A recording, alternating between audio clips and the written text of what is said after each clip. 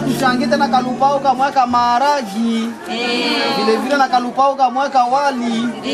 Kwa sana vile tuko tunatumia dawa na Mungu neko nasaidia juu tupone. Hivi sasa tutaanza omba. Tukishamaliza omba ndio kila mtu anapita wanamservire sasa. Mnyamaza tunasali. Mnyamaza tunasali. Mnyamaza vipi? Mtakatifu Mungu mwenye kukaa pa kuinuka, tunalisifu jina lako kwa sababu wewe ni mwema.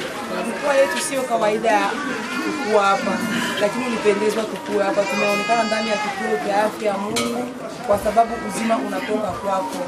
Tuko mbele yako Mfalme, tubariki wote kwa jumla. Angalia wale ambao waliweza kuhudumia chakula, nao wabariki pia kwa sababu chakula kinajenga mwili.